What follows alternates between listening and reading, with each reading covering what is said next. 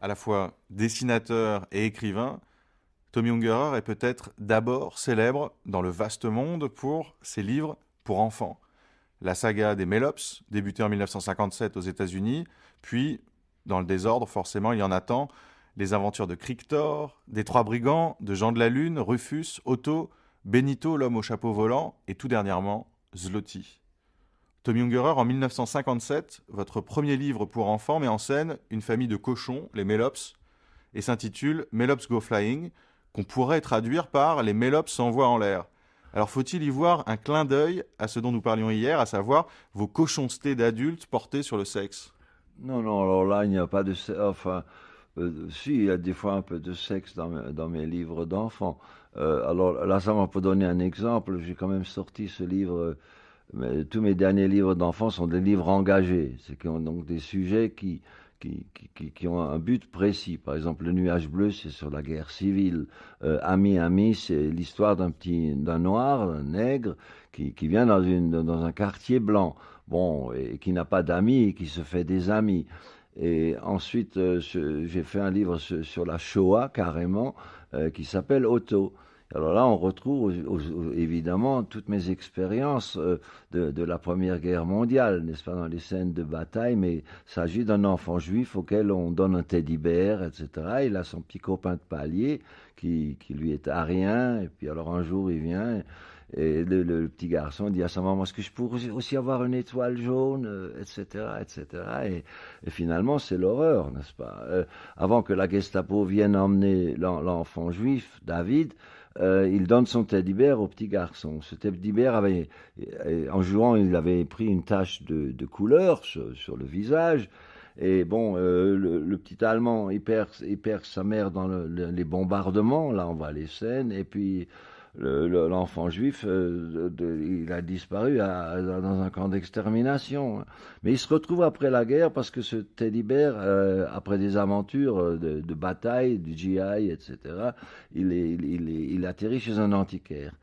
Et ce sont des années bien plus tard que l'Allemand, touriste qui a survécu, trouve ce teddy bear, ça va dans la presse, et il retrouve son ami juif après toutes ces années.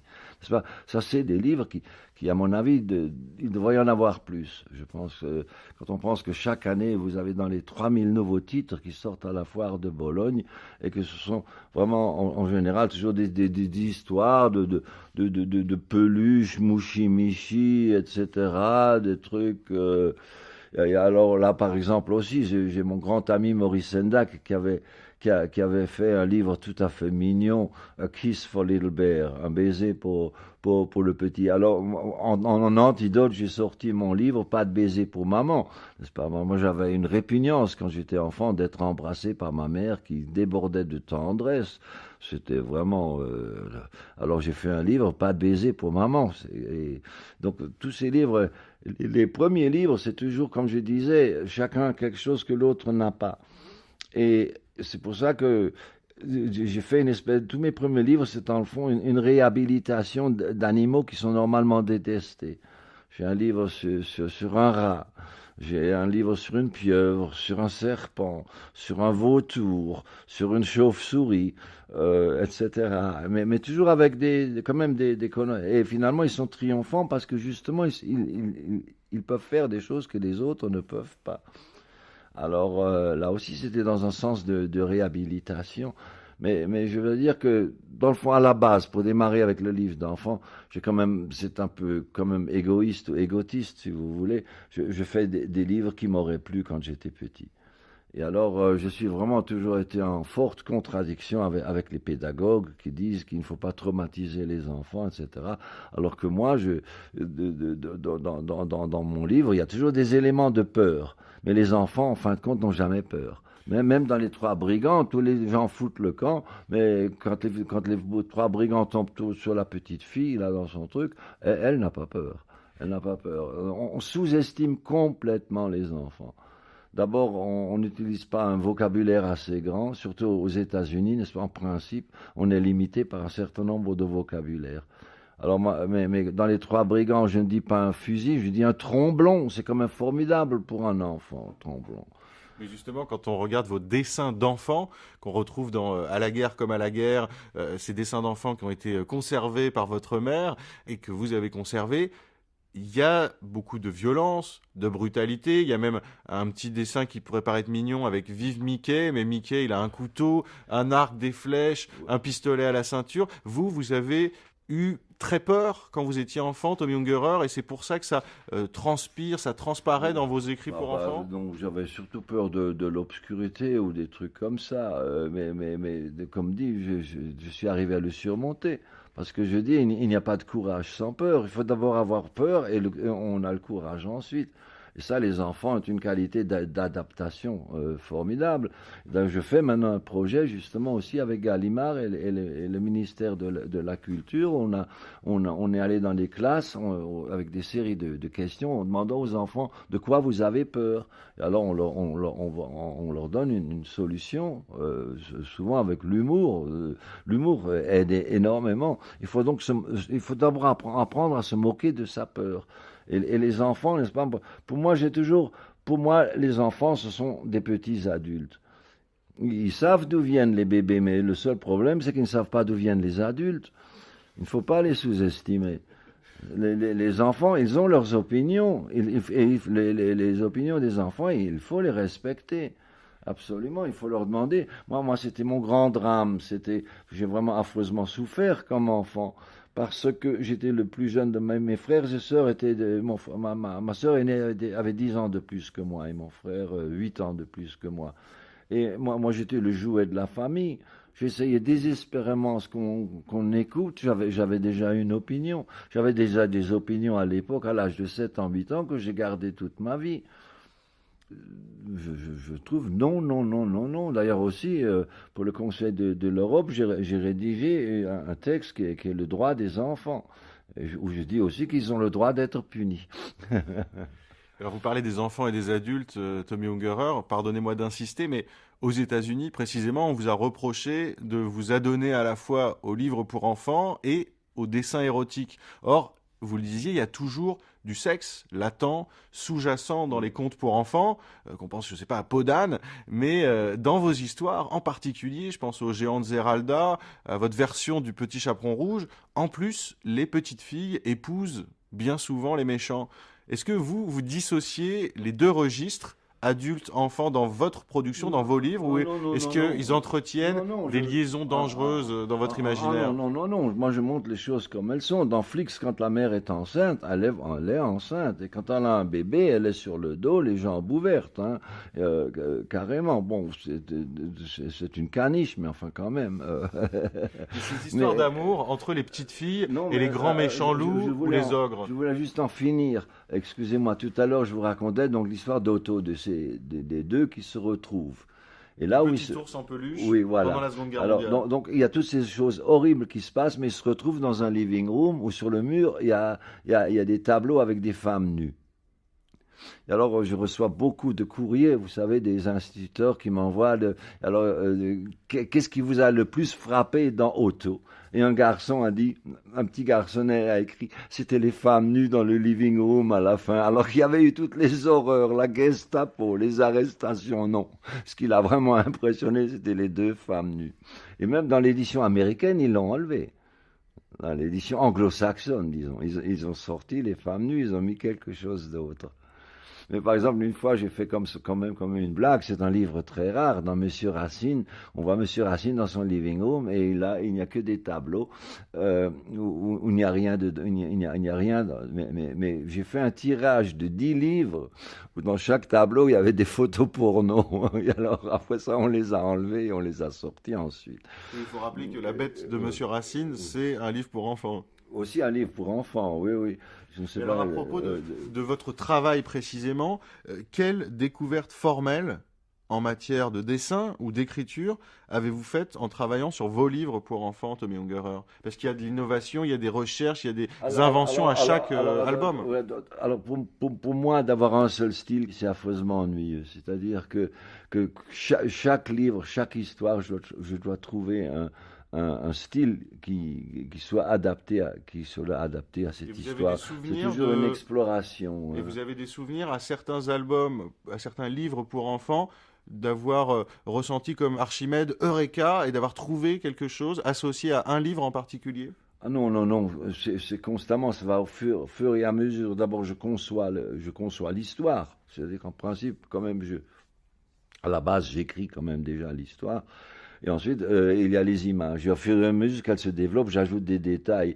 Là, il faut voir mon influence de Dubout, par exemple. Il y a des débats, par exemple, même dans Monsieur Racine, dans une scène dans la foule, il y a des masses de choses qui se passent. Il y a un vagabond avec son baluchon sur le dos, et dans ce baluchon, il y a un pied avec un peu ensanglanté qui sort du baluchon. Alors on m'a demandé pourquoi, mais alors j'ai dû inventer, ça m'est venu comme ça. Mais après ça, j'ai dit, ah mais vous savez, c'est comme avec une automobile, elle a bien besoin d'une roue de secours, et un vagabond, ben, il fait des kilomètres, il a besoin d'un pied de rechange. Vous voyez ce que je veux dire? C'est-à-dire que dans ces détails, chaque enfant peut interpréter, et puis ça pousse aussi les enfants à poser des questions à leurs parents. Et alors, à ce moment-là, dans un livre, je mets des robinets partout. Ça me prend simplement de foutre des robinets partout. On me dit, pourquoi est-ce qu'il y a des robinets? Je ne peux pas vous le dire, ça m'est passé par la tête. Mais c'est un peu un défi. Il faut quand même soigner l'absurde. Le monde est absurde, et je pense qu'il faut surtout pas être hypocrite avec les enfants. Quand il faut que vous posez une question, vous leur donnez une réponse directe. Et alors Mais c'est c'est vraiment où je dis que vraiment l'éducation, c'est pour moi une chose vraiment essentielle, n'est-ce pas? Je pense que tout commence par l'éducation. Toute une société est formée, formulée par l'éducation que l'on donne aux enfants. Et là, justement, j'avais ce grand projet qui avait été adopté par Jacques Lang, parce que j'étais quand même chargé de mission au ministère de la Culture et ensuite au ministère de l'Éducation nationale. Et là, ce projet qui me tient encore à cœur parce qu'il n'a pas abouti, ça avait déjà commencé en France, parce qu'il faut toujours un pays qui donne l'exemple, c'est-à-dire d'enseigner le respect dès le jardin d'enfants, dès l'école primaire. Moi, je me rappelle, c'était encore avant la guerre, quand nous étions français, j'avais un livre, donc un livre d'école, on disait qu'il ne fallait pas piétiner les champs de blé. Et cette belle phrase qui m'est restée toute la vie: enfant, ne tue pas le pain sur sa tige. Comme c'est beau. Vous voyez Eh bien, je vous assure que je ne laisse jamais un morceau de pain derrière moi. Je vide toujours mon assiette. C'est donc le respect de la nourriture. Et une fois que vous avez la liste des respects, il y a le respect des races, le respect des religions, le respect de la nature, le respect des vieux, même le respect de l'argent. C'est toujours le grand problème, c'est que quand on lance une chose pareille, tout ça c'est très bien, mais alors tout à coup il y a des élections, et alors il y a un ministre à 3 jours pour vider ses bureaux, sans même discuter des dossiers importants avec le ministre qui vient ensuite. Donc ce projet n'a pas abouti, et ça me turlupine, parce que je n'aime pas le travail qui n'est pas fini, quoi, interrompu. Et et c'est rien. quand même une idée que je voudrais quand même encore relancer, c'est enseigner aux enfants le respect. Parce que la paix n'existe pas sans respect. Vous êtes à certains égards un grand enfant, Tommy Ungerer, et en particulier quand on constate l'imposante, l'étonnante collection de jouets que vous avez amassé toute une partie de votre vie. Or, dans le récit de votre enfance pendant la Seconde Guerre mondiale, à la guerre comme à la guerre, vous commencez ainsi: ma mère ne jetait rien. Alors, est-ce que c'est à cause ou grâce à votre mère que vous avez ainsi accumulé les jouets, ou peut-être tout à l'heure vous donniez une piste en disant que, enfant, plus petit que vos aînés, vous étiez le jouet de la famille?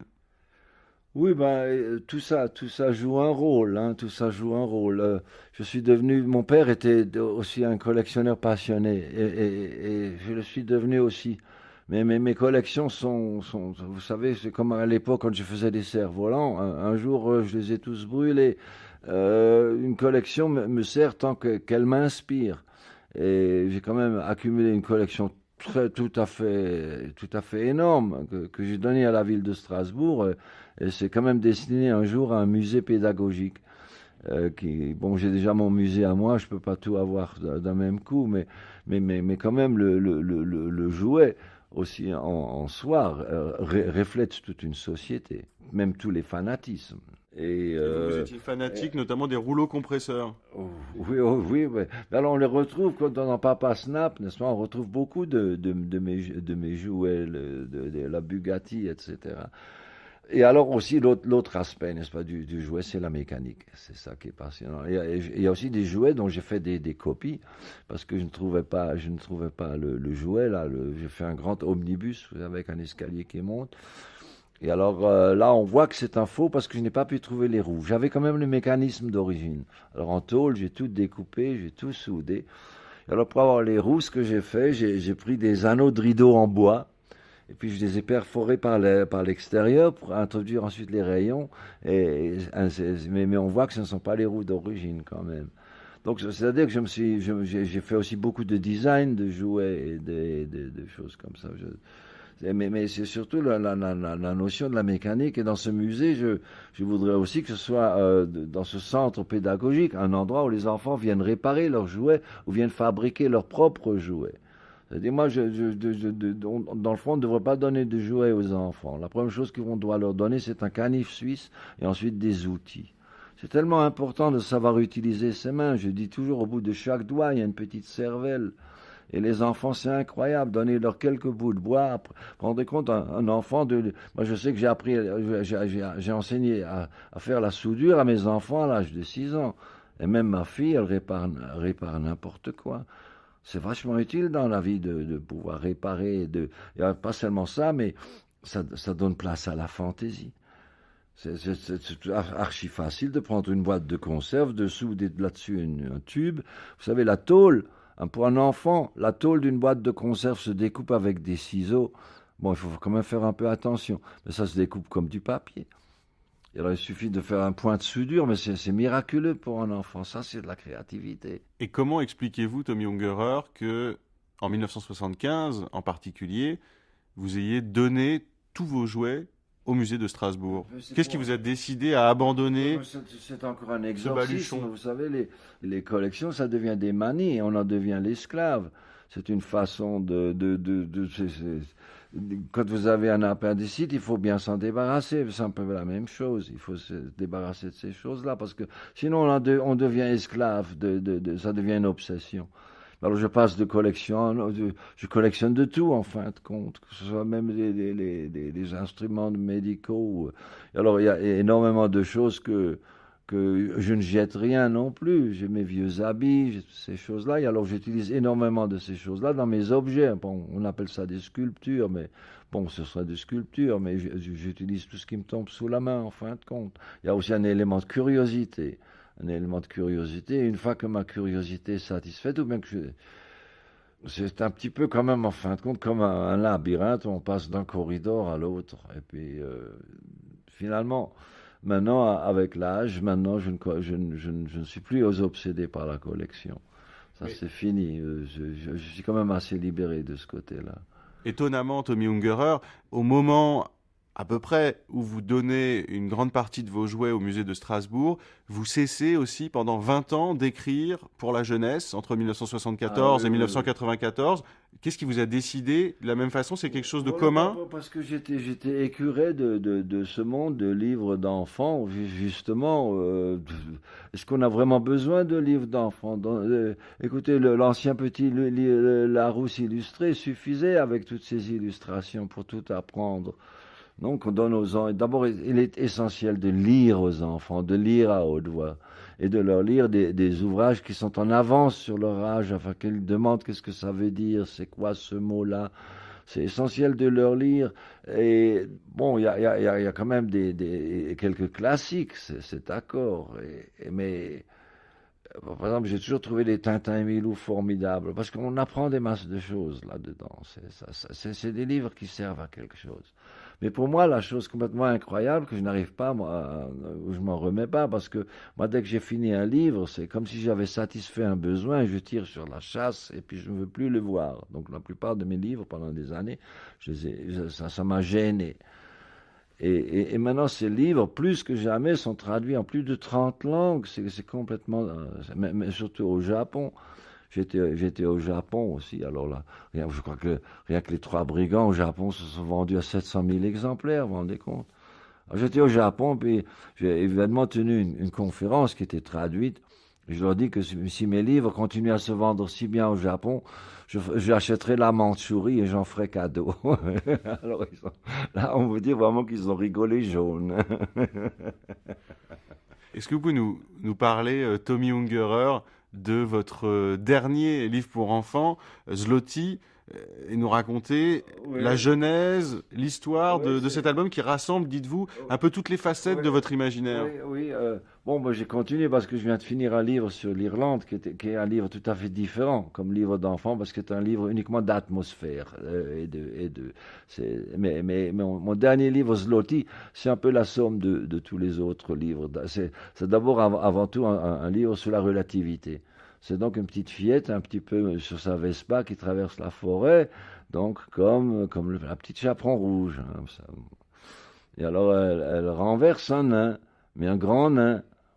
Alors là-dessus, il y a un bonhomme qui se la ramène, et c'est un petit géant. Ils se rendent compte que tous les trois, ils ont la même, le même format. Alors il y a des aventures, alors il y a tout y passe. Les nains distillent des herbes, alors je tape un peu dans la botanique. Là je suis très fier parce que toutes les plantes, je les ai faites sans référence. C'est encore une passion, la botanique aussi. Je fais tout avec passion, la minéralogie, la géologie. Alors ensuite elle renverse le loup, qu'elle ramène sur ses épaules. Ce pauvre loup est donc apprivoisé par la suite. Et ensuite par la suite, alors il y a un tremblement de terre. Et alors c'est là, à ce moment-là, où les nains viennent de la forêt avec les médicaments et les géants viennent avec toutes leurs grosses provisions. Et alors pour le déblayage, n'est-ce pas, c'est le loup qui trouve les corps ensevelis. Ce sont les petits nains qui arrivent à aller dans les ruines et ce sont les géants qui arrivent en grande brassée à débarrasser les ruines. Et après ça, ils restent là sur place, la ville est reconstruite et les nains, les géants et le loup ont leur place dans la société. Toujours, chacun a quelque chose que l'autre n'a pas, et chacun a sa place dans la société. Vous parliez de la géologie, de la botanique, vous avez étudié la minéralogie, vous le disiez, l'anatomie. Tout ce programme, Tommy Ungerer, ça me fait penser, moi, à l'éducation humaniste de Gargantua. Oui, Est-ce qu'il y a quelque chose absolument, comme ça? c'est très juste. Dans le fond, ma grande chance, c'est de ne pas avoir de ne pas avoir fini le bachot et de ne pas pouvoir aller à l'université. Donc, je me suis éduqué moi-même. Et comme j'ai toujours un lecteur passionné, je dirais que quand même la chose dans ma vie qui tient la plus grande importance, c'est le livre. C'est le livre, que ce soit la littérature, que ce soit n'importe quoi, l'histoire, c'est le livre pour moi. Et c'est ça vraiment et là, je dois vraiment dire qu'en France, il y a un réseau de bibliothèques le meilleur que je connaisse comparé aux États-Unis, à l'Anglais ou n'importe quel autre pays. C'est tout à fait remarquable.